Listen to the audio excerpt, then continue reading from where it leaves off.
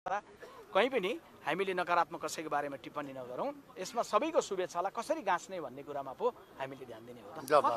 दुईजना पछाडि तेस्रो चौथो अरू साथीहरू गए एकछिन पहिला एक राउन्ड गइसकेको छ भने अरूको पहिला सब अहिले महाधिवेशन विशेष महाधिवेशनमा तपाईहरुले जुन 54% को आह्वानमा महाधिवेशन आह्वान गर्नुभएको छ, तर यसमा कति साथीहरूले बताउनु भएको डाटा अनुसार पहिला चाहिँ जति 54.58% ले हस्ताक्षर गर्नुभएको थियो, त्यसमा कतिपय जिल्लाको गरेर टोटल गरेर 23-24 जना साथीहरूको नाम बताउनु भएको थियो। साथीहरूले बताउँदै गर्दा 23-24 जना साथीहरूले यो अवधिमा चाहिँ मैले चाहिँ हस्ताक्षर चाहिँ गरेँ, तर म चाहिँ विशेष भन्दा पनि नियमित भए हुन्थ्यो भन्ने मेरो जोड हो भनेर 23-24 जनाले फिर्ता लिनुभएको।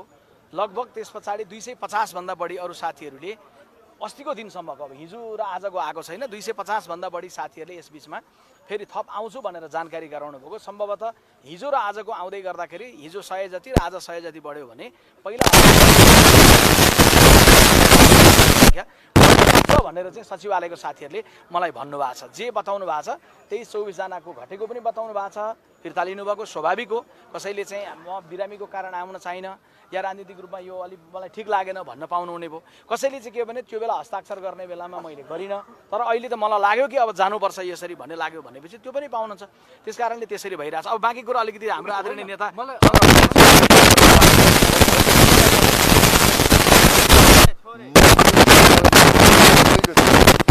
14 महाधिवेशनमा आएको थिएँ। 14 महाधिवेशन पछि पहिलो हो। यो जेनजी आन्दोलनले, यो तोडफोडले, यो हिंसाले, यो जलनले धेरै मान्छेलाई दुःख लागेको थियो, डिप्रेसन जस्तो भएको थियो। पहिले नै हामीले यो देशको प्रतिनिधित्व गर्न पर्थ्यो। नेपाली काङ्ग्रेसले देशको राष्ट्रिय मुद्दा के हो त्यसको नेतृत्व गर्न पर्थ्यो।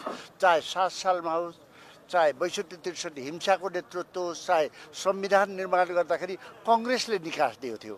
अहिले हामी आन्तरिक कुरामा अल्झिरहेका थियौँ, किनभने हामीले यो समस्यापछि हामीले यस्तो भेला गर्नुपर्छ र एउटा उत्साहित गर्नुपर्थ्यो। हाम्रा दुवै महामन्त्री विश्वप्रकाशजी र गगनले यो अवस्थाको बेलामा साथीहरूलाई भेला गरेर केही निकास दिनुपर्छ भन्ने कुरा अत्यन्त स्वागत योग्य कुरा हो। युवाहरूको यो चलपल, यो हँसिलो मुहार, यो ऊर्जा यो चाहिँ पार्टीको निम्ति हित हुन्छ। तर म अहिले चाहिँ विश्वजीलाई खोज्दै आएको, डाक्टर सुनिलजीको गाडीमा विश्वलाई गाडीमा राखेर, अमरजी पनि जानुहुन्छ भने गाडीमा राखेर पार्टीभित्र केही कुराहरू छन् भने मिलाम भन्न म यहाँ आएको हुँ। मलाई धेरै खुसी लागेको छ। हामीले पार्टीलाई एकजुट राख्छौँ, किनभने विश्व र गगन अहिले म त धेरै पछाडि छु, किनभने म धेरै पछाडि छु। तर विश्व र गगनहरू वर्तमान पनि हो र भविष्य पनि हो। एक थरी वर्तमान मात्रै हो। त्यसकारण वर्तमान र भविष्य दुइटै भएका मान्छे अरूभन्दा धेरै जिम्मेवार हुनुपर्छ र यो पार्टी मिलाउनु उहाँहरूको सफलता हो।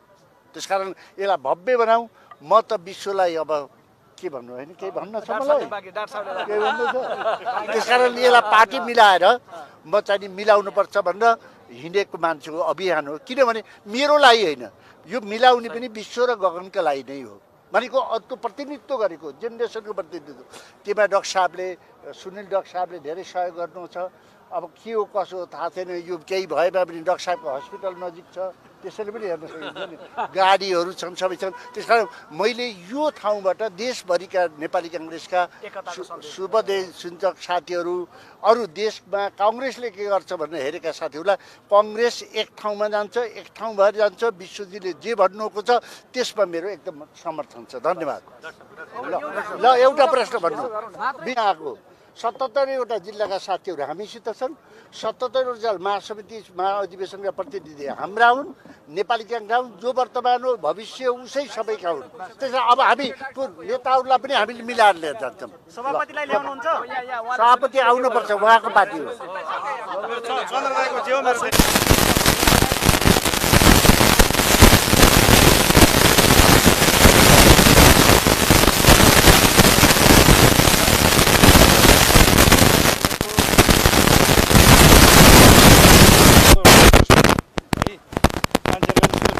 क्रियाशील खाने, टिकट बाँड्दाखेरि जो एकदमै अनफेयर गर्ने होइन। त्यस कारणले अब यो विधान सम्मत हिसाबले 54% साथीहरूले जुन कल गर्नुभएको छ, यो वास्तवमा शेरबहादुर दाइहरूले नै यो चाहिँ अधिवेशन गरिदिनु पर्थ्यो।